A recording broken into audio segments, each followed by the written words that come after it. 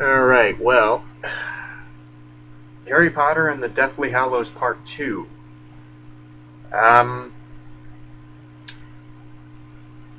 right away I'm struggling for words because really all you can say is, or really the thing that you can say that I think is the biggest compliment to this movie is that it finishes the Harry Potter franchise with a bang. I mean, it finishes it very well. Essentially covering roughly the second half of the Deathly Hallows book. This details them wrapping up the whole Horcrux storyline and subsequently getting involved in the Battle of Hogwarts. And ultimately, we get revelations about several characters and several plot lines. We get new perspectives on a few characters, and we finally get the confrontation between Harry Potter and Voldemort. Right off the bat, the acting is very solid all around. It's more so than it has been for the past few movies. The acting in this, from a dramatic standpoint, is just so solid. I mean, I even heard a few critics talk of Oscar nods. I think that's a bit of a stretch, or in some cases, I digress. The three main actors, Daniel Radcliffe, Emma Watson, and Rupert Grint, are are still are still fantastic in their roles. At this point, I can't think of anyone else who could possibly play these roles, and if so, not nearly as well. I mean, these not only have these three maintained have not only have they maintained a beautiful chemistry throughout the series, but but here but here they give their characters such a send off because their characters and a slew of other characters are just so powerfully acted. I mean, if you were to tell me that eventually the very novice actors from the first movie would eventually evolve into these very accomplished adult dramatic actors, giving very compelling and intense performances, I wouldn't have believed you. But really well done on that front. Um, let's see. Ray Fiennes is okay as Voldemort. He's all right. Although he overacts a lot. I mean, he doesn't really mince around as much, so much as he does, scream and yell, and honestly, his performance is a little self-indulgent, but it gets the job done. I mean, I wasn't laughing at him, or at least not that much. I mean, if anything, I was a little confused as to why he was overacting as much as he was, and I understand why, but I don't know. I just didn't think he needed to be as over the top as he was. But as it stands, he was good. He was good. I still wish he would have been a little more menacing, but oh well. But probably the best performance in the movie comes from Alan Rickman as as Snape, and part of that does have to do with the aforementioned new perspective that we get on his character.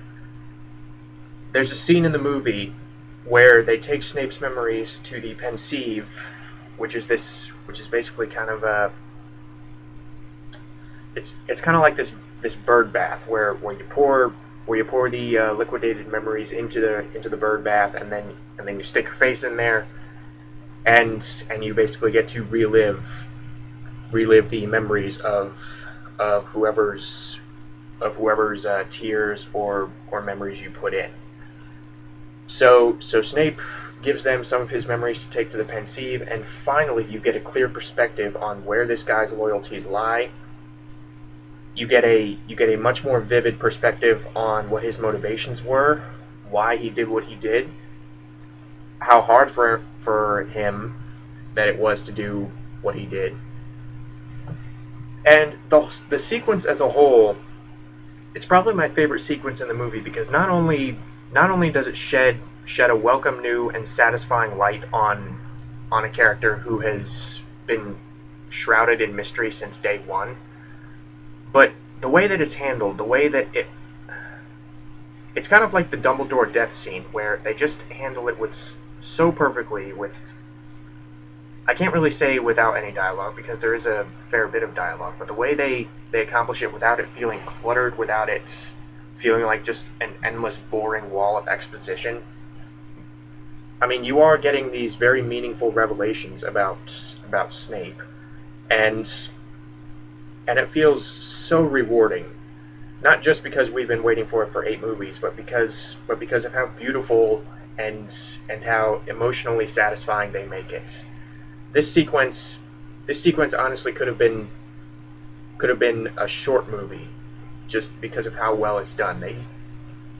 I mean, a lot of people were really praising the animated Three Brothers sequence, the Deathly Hallows sequence from Part 1, but I actually like this better. And I'm not just saying that because it's not animated, because I have an enormous respect for animation. But the way that just the way that we get such new insight into this character, and the way that we all of a sudden have this completely different view of him. It is such a fulfilling scene, such an emotional scene, such a dramatically memorable scene.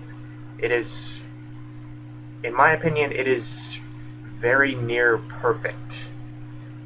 I can't really think of anything wrong with it, aside from some people may find it boring because it is essentially wall-to-wall exposition, but it's meaningful exposition, and it's exposition that also serves as a very good twist. So it's just fantastic. It's a fantastic sequence. It's my favorite moment in the film. And yeah, I'm not going to say that's all I have to say on the movie, because there's a lot I have to say on the movie. First of all, I'm gonna get the bad stuff out of the way first. This movie doesn't exactly do much to help against my argument that the Harry Potter movies, especially the later ones, and the books, kind of rip off Lord of the Rings. Now I'm not saying that Lord of the Rings originated some of these aspects that I'm about to mention, but considering that both of these franchises take place in fantasy worlds, and both of them deal with both of them are extremely popular. They occasionally deal with very similar subject matter. I'm going to go ahead and say that wasn't much of a mistake, but the final battle with all the witches and wizards and monsters flying around and fighting, and the camera does these kind of Peter Jackson-esque panning shots where it kind of pans around the battlefield, where you can see all of the combatants in their entirety fighting it out, and you can truly see the scope of this battle. And I was like, okay, this is straight from the Battle of Minas Tirith in Return of the King. It doesn't go on for as long, and we are more focused on Harry, Ron, and Hermione trying to find the remaining Horcruxes. But shots like that really remind me of Lord of the Rings, and I'm just like, did they do this by intention? I can't be the only one who's thinking of these similarities. I really can't. But that's just a minor nitpick. But another minor thing I have about the final battle, or relatively minor, is that when all the monsters are attacking and all the dark wizards are attacking and the defenses are failing, you see students rushing inside the Hogwarts gates to safety, and Maggie Smith is like, get to safety, get inside. Now, the part of my mind that picks apart movies and picks apart the flaws in logic in movies was like, was basically screaming at me, "Why didn't you get them inside before the battle? Why did you even let them go outside?" And furthermore, why did McGonagall allow Neville and a whole bunch of other students onto the bridge to set up some explosives so that they can eventually trigger the explosives and send all of the Death Eaters down into the chasm? I understand these are extreme circumstances, but you would think they would put some sort of staff member in charge of that. I don't know. Maybe. I mean, it was just these little issues. Where I was like, okay, the charges of child endangerment are already through the roof. You really want to add more? Because I don't really think it's the children's responsibility I don't really think it's their responsibility to help you out and help you defend the premises against the armies of darkness. But whatever. And someone uninitiated in the rules of Harry Potter and what Voldemort can do, and which spells can be blocked, and so on and so forth. Someone uninitiated in that might be questioning, okay, we've established the ability to apparate before, essentially the ability to teleport. So once Voldemort issues this massive threat to all the students in the school, saying, I mean, he basically issues the ultimatum that if you don't surrender Harry Potter, then I will lay siege to your school. I will kill all of you. At that point, why don't the teachers, the staff members, the adults, why don't they immediately apparate all the students out of there to their houses? That seems like the logical option. Again, it's been a while since I read the book, so I may have missed something. I may be forgetting something like Voldemort put some kind of a blocking charm, or they can track the apparitions so they can send Death Eaters after the students and kill them one by one. I don't know. I don't know. It's just something that's I would have liked to have seen addressed just for the common viewer. I mean, just for someone who has never read the books.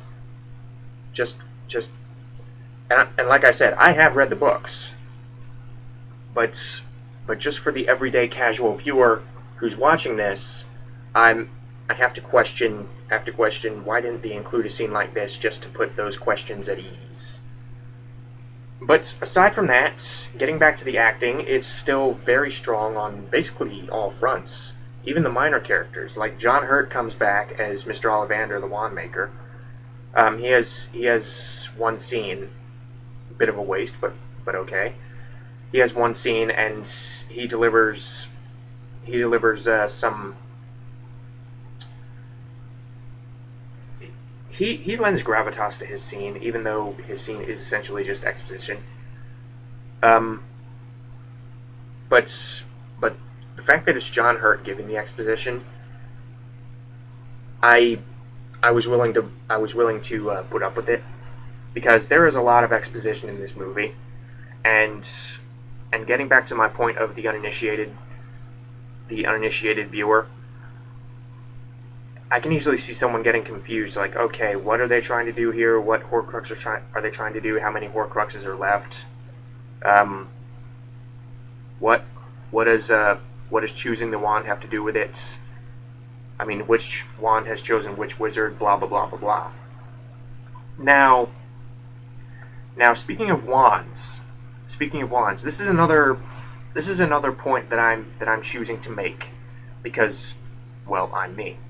And I'm not trying to discredit J.K. Rowling in any way, but if I remember correctly, she introduced the concept of wands re-choosing their masters later on in the series. I mean, this was not something that she established early on in the first book. This is something that was that was addressed later on. So when it pops up in this movie, I was just kind of thinking to myself, this might have been useful information to tell the students at the beginning of the first movie when they're in your wand shop.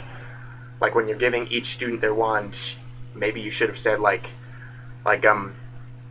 and by the way, if you are defeated in a duel or something, or if you were defeated or killed, then the winning wizard gets your wand. But it's all of these plot holes never destroy the movie. They never keep you from enjoying the movie because there are a lot of positives to this movie. Like I said, the acting is very strong. Maggie Smith is still very good as Professor McGonagall. Michael Gambon is still very good as Professor Dumbledore. I enjoyed a lot of the cameos. Like Gary Oldman shows up at one point. Rufus Sewell, or not? What am I doing? David Thewlis. Rufus Sewell. What? David Thewlis shows up, and he's very good with the few lines that he gets. But all of these actors never overshadow the three leads, and that's something that has continued to become a pattern as these movies have gone on. Is that as I'm not saying that they weren't carrying things in the first movie, but as the series has gone on, the three main leads have gradually been given the helm more and more as these movies have gone on, and here they are fully carrying this movie to the point where the adult actors actually don't have much to do, aside from a few. But again, since the three lead actors are giving very, very good performances, very, very solid dramatic performances, it never really becomes a problem. I was never like, okay, go back to Alan Rickman, go back to Maggie Smith. These kids can't act. No, they can act, and they do act. What else? The fight scenes are well shot.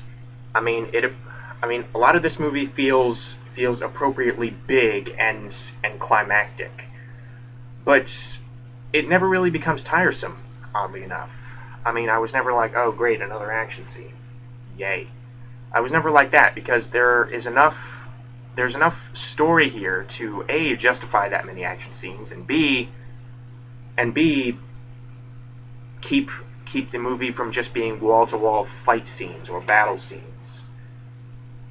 This is by no means a wall-to-wall action movie.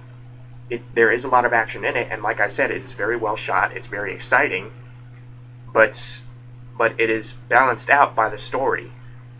The action never envelops the story. The action never overshadows the story. The action only serves to complement the story, and it complements it very well. And this movie does move at a much faster pace than Part 1. It's better than Part 1. The acting's better than Part 1. The pacing is better than Part 1.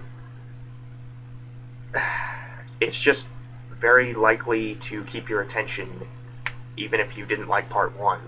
And I was not a huge fan of Part 1. But that's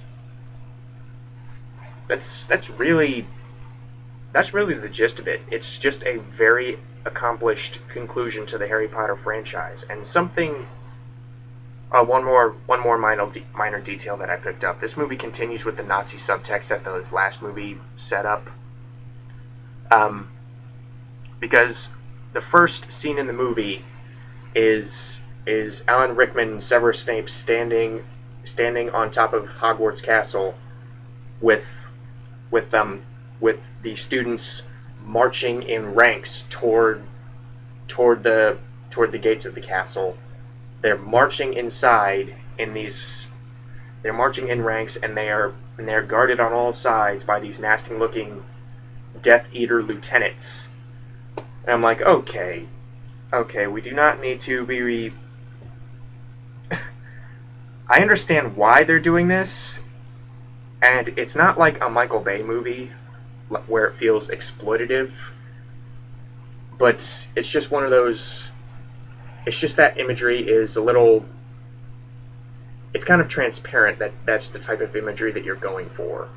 It's very easy to detect.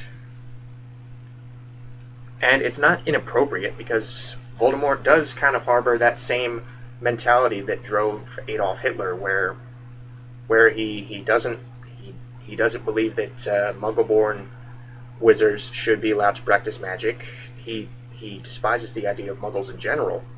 Um, so so this imagery, even though I was picking up on it, and even though it is pretty blatant at times, I didn't really feel this is completely unfounded. Because like I said, Voldemort, at least on paper, it and his Death Eater battalions are pretty similar to Adolf Hitler and his Nazi party. So I wasn't really getting offended by this. It's just something you kind of notice. And I actually think it kind of complements the movie. Yeah, I think it actually strengthens the. I think it strengthens the sense of conflict, the sense of raised stakes, the sense of what things will be like if the heroes fail. So that's basically all I got for Harry Potter and the Deathly Hallows Part 2. It's definitely one of the better movies of the franchise, although I have to question, can it really be appreciated on its own? Because I do think it would be better to see Part 1 before you see this. And Part 1 is not exactly a quick sit. It's about 2.5 hours. It's pretty boring at times. But if you can sit through Part 1, then Part 2 will assuredly make up for the slow points of Part 1, and it will make up for Part 1's other shortcomings. But if you are completely uninitiated to Harry Potter, can you still enjoy this movie on its own? I think so. I mean, you won't grasp all the concepts, I don't think, because there is just so much plot that this movie has to get across, and so much plot that it's and a lot of it kind of hinges on whether or not you are. A lot of it does kind of hinge on whether you have followed the movies up until this point, because there are characters, there are concepts, there are creatures that just kind of show up, and you're just kind of expected to buy into it.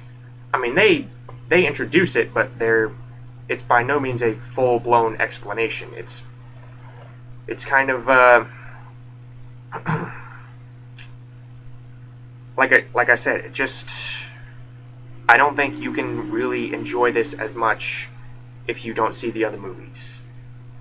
Although, with that being said, I really do think you can enjoy this as someone just coming in out of the blue. Because the action scenes are very well shot, the acting is very good. And there is really a sense of satisfying climax. And it does succeed in bringing the Harry Potter franchise to a very emotionally climactic and emotionally satisfying conclusion. I really like this movie, and the fact that the Harry Potter franchise has come this long, and the fact that it's come this far with so many movies, 8 movies. I mean, you don't see that too often. It's not often that a movie series gets to part 8 and gets consistently positive reviews. I mean, some of the Harry Potter movies are better than others, but none of them have really gotten poor reviews or not poor reviews by majority. I mean, really none of them have dropped below 70% on Rotten Tomatoes. It's pretty impressive, I must say. So yeah. yeah, that's really all I got on the Harry Potter franchise. Very rewarding franchise, very interesting mythology, very good characters. Little bit long-winded at times with the plots, but other than that, I would wholeheartedly recommend this franchise to anyone who is at all a literary fan, anyone who is at all a fantasy fan, or anyone who is at all interested in basically anyone who is at all interested, even passingly interested in experiencing a good story. I would say check out at least one of these movies. And and if you like one of these movies, then I think you owe it to yourself to see them all. Because this series can really be appreciated much better as a whole than just like, oh, I've seen a Harry Potter movie. I've seen two Harry Potter movies. That was basically my experience, because I was just kind of go see these movies as they came out. But now seeing them again as just as a complete series, much like the Lord of the Rings, I think they can be appreciated that much more as a complete story. So yeah, Harry Potter, great series, and and I really hope the actors behind this, the young actors anyway, go on to do great things, because obviously the older actors have already done great things. Actually, no. No, I take that back. I hope everyone involved in these movies can now move past them. I hope they can go on to do very good things with, and I hope they can go on to have very good careers. Because we've really seen the young actors in this series grow up, and to see them steadily become better and better actors was really something. So yeah, best of fortunes to anyone who wants to see the Harry Potter movies. And yeah, that's about all I got. I've probably gone on much longer than I was intending to, so I'd better stop. Bye.